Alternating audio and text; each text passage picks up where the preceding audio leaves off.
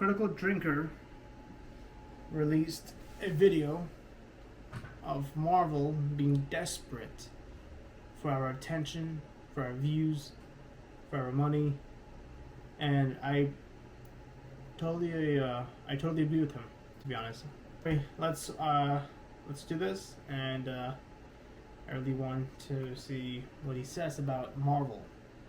It really has been a rough couple of years for the MCU, with an unpleasant combination of a multiverse story arc that never really got off the ground, disgraced stars that forced major course changes, box office. They should have made Spider-Man the main lead for Phase 4, 5, and 6. 100%.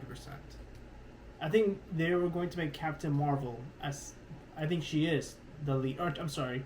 I think... Captain America, the Falcon. The new one, I would say. He's the lead of the new franchise. I don't think so. I don't think he has it for me to be like, yeah, he's the lead. I think it should have been Spider-Man. It should always be the very famous superhero. I think Spider-Man has the ability to do that, but. Flops, disappointing underperformers, and occasional isolated success. I hate this film.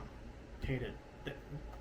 That were impossible to capitalize on. It's a franchise that's been drifting directionless ever since Endgame, with no clear narrative drive and nothing in particular to get excited about. And from the looks of things so far, 2025 isn't shaping up much better. What they really need is a good old Avengers movie, something to reunite the scattered characters and wandering storylines of the MCU into one big blowout finale, so that they can move forward into a bold new era of storytelling. And the thing in question is Avengers Doomsday, scheduled to release in May of next year. Well, actually, it's the first part of that thing. The second part is going to be Avengers Secret Wars in 2027, which, if the rumours are true, will basically act as the endgame to Doomsday's Infinity War, capping off the current era of Marvel movies and probably feeding into a soft reboot of the entire franchise. And not before... I heard that a lot of directors, were a lot of Marvel directors, like the directors that directed like Doctor Strange, Guardians of the Galaxy, Thor. These directors, they were pissed at how they ruined these characters in Avengers Infinity War and Endgame, and how they killed all these characters, which made a lot of impact. So, yeah, I think a lot of people hated the Russo brothers. Actually, a lot of the directors hated Russo brothers because they were just really upset how the characters being killed off in these films, these big Avengers films, and and they were really upset about that. But yeah. Time either. Now, because it's been quite a while since anyone got excited for anything MCU related, it was vital that Marvel did everything they could to build up the anticipation for this one. So what did they do, you might ask? Did they release some kick-ass teaser trailer to get the audience pumped up? Did they give tantalizing hints about the exciting new direction they'll take with the story? Maybe even some interviews with the cast and director? Wrong. Nah, they just dropped a 5-hour live stream with a bunch of names on the backs. Which was stupid, but okay. Cheers.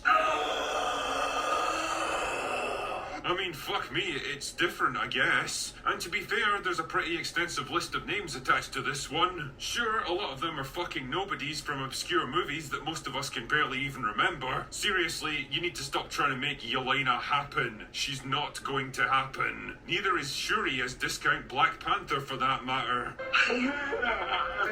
I think they're gonna recast her, recast T'Challa and Black Panther 3 for sure, 100%. However, there are some big names in there too. Once again proving that every man has his price, Robert Downey Jr. is coming back after being away for more than half a decade, this time playing Victor Von Doom, which I'm sure totally isn't a cheap way of backdooring Tony Stark into the franchise again. If I was a cynical man, I'd say that old Robert here might have been missing those big Marvel paychecks lately, because his post-Endgame career hasn't exactly been jam-packed with box office smashes. The thing is, as awesome as he was back in the day, he's almost 60 years old now, and he kinda looks it, and I'm not really sure I want to see a stringy, washed out, aging, veganized actor like him half-heartedly going through Wait, is he vegan?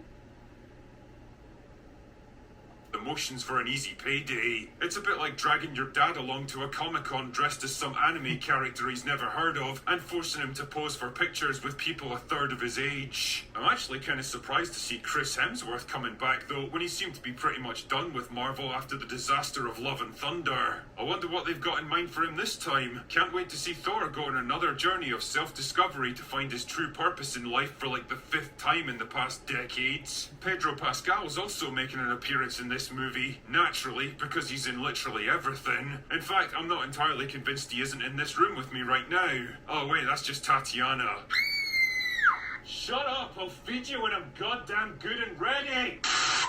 No sign of Brie Larson as Captain Marvel, though. Is that like a personal attack or something? I mean, I know she's been over... You know, I don't really have a problem with Brie Larson. I don't think she's a... I think I've heard some things about her, but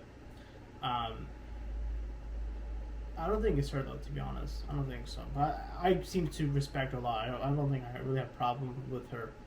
But yeah.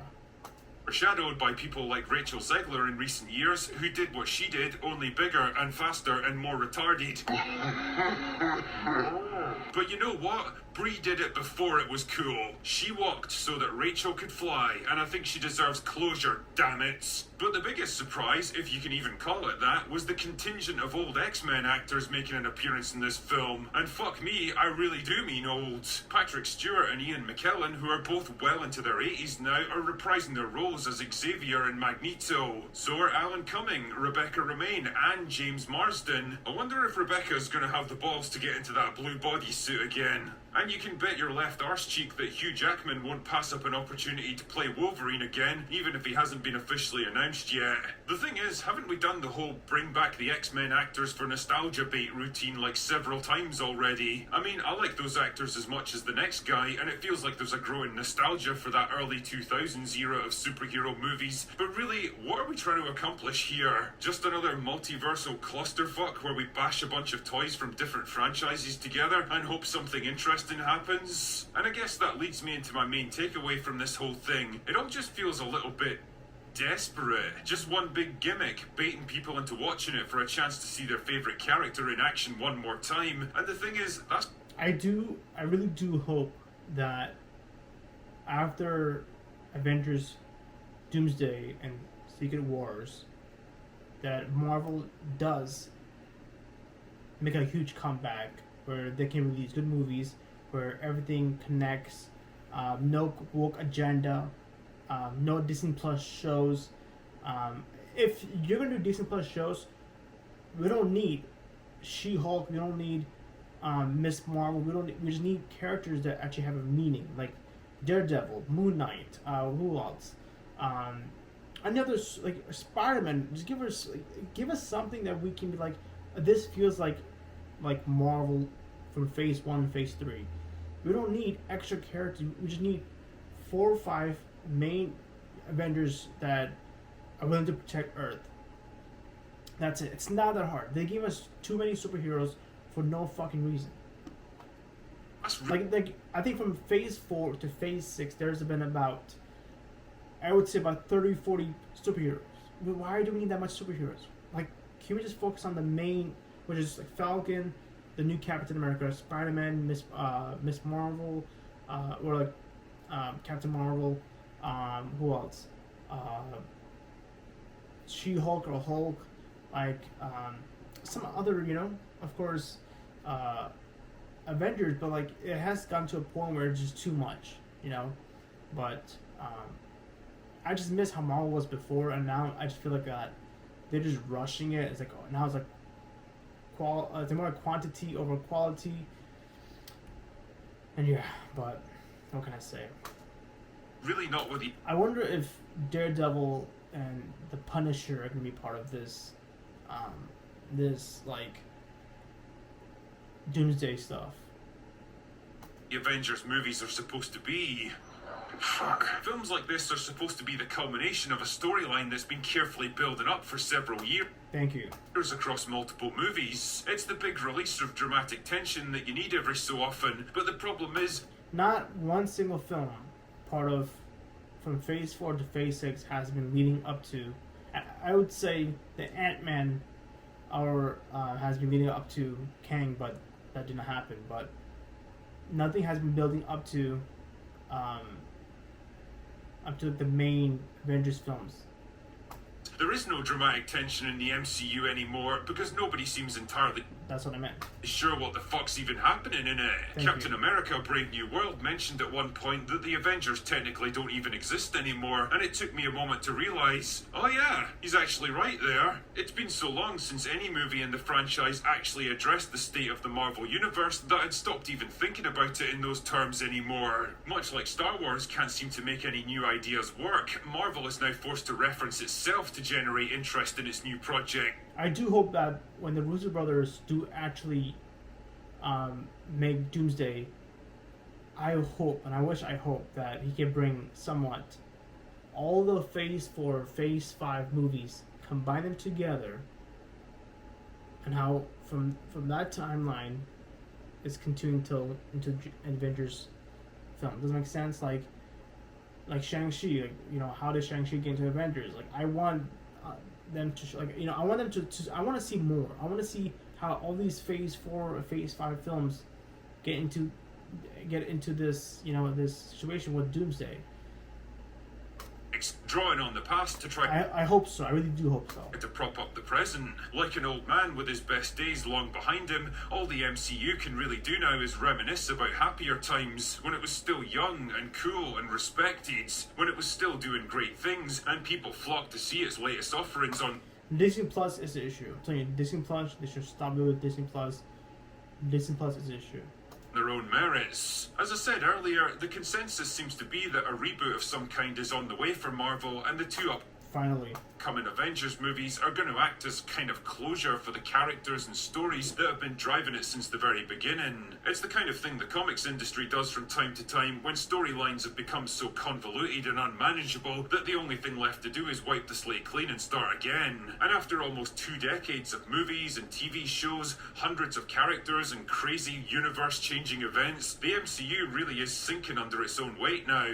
That is an issue, but the sad reality is that its own audience has kind of outgrown it and moved on now. The kids who excitedly flocked to the cinema to watch that first Avengers movie back in 2012 are now adults in their 20s, probably have kids of their own by now, and don't really have the time or the energy to go watch superheroes fight CGI monsters. The MCU has been going for so long that it's become a generational franchise, but the problem is, I don't get the impression the younger generations are all that interested in it.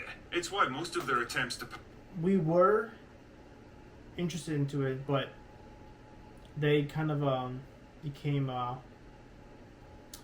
these movies are not really, it's a story, it's just like there's no hype anymore, it's just that the movies don't feel, these Marvel movies don't feel like Marvel movies anymore. It just feels like just typical like a typical movie now. It feels like, again, quantity over quality. pass on iconic superhero mantles to new characters and actors have ended in failure because old audiences won't accept them and new audiences aren't interested in the first place. I think Marvel knows this too, which is why they're playing the nostalgia card so hard with this one. Time will tell whether it proves to be a winning hand, but personally, I don't like their odds. Like, Marvel has so much potential to do the most with their films. They have so many heroes, so many villains. They need to focus on, like, no one is in a rush, right? We want Marvel, we want Kevin Feige to plan out Marvel for the 10 years. What they did with from Phase 1 to Phase 3. Do the same thing for Phase 7 to Phase 9. That's it. Just plan out the 10 years. It's not that hard. I don't think so. It can't be that hard. Get good writers, get good directors, make a good plot, make a good story. Forget about old actors from Phase 1 to Phase 3. Pick a main character from the comic that is willing to lead the Avengers. That's it. It's not that hard. Pick a new story it's not that hard, but it's like, what's holding you guys back from that? And it's because they're rushing, to make films that no one is really asking for. No one asks for She-Hulk. No one asks for all these like. No one asks for Miss Marvel. Why are you giving us Miss Marvel? Just because to be diverse? Like, no one asked for She-Hulk. Yeah, okay, fine, give us She-Hulk. But like, we all can agree that She-Hulk was a show with no direction. It was just like a slob that, like, how, like, I'm just very confused. How was Kevin Feige so like, how was he so confident, like, releasing She-Hulk? And that's what makes me really confused. I'm like, what, like, was it Kevin Feige that was leading from phase 1 to phase 3, or was it someone else leading phase 1 to phase 3? Because now I don't think it. It could be Kevin Feige, but I think that Disney, or something. There's probably something going behind the back that's causing all this corruption. 100%. I don't know, but because I feel that phase 1, phase 3 was 100% Kevin Feige, and I think after phase 3, the $1 billion, Disney probably got it into this mess and ruined everything, and it has to be Disney, but anyway, that's all I've got for today. Go away now. That's okay. Anyway, I got done watching Critical Drinker. Let me know if you agree with him. Let me know if you disagree with him. Let me know your comments down below, of course. And make sure to subscribe. And see you guys tomorrow.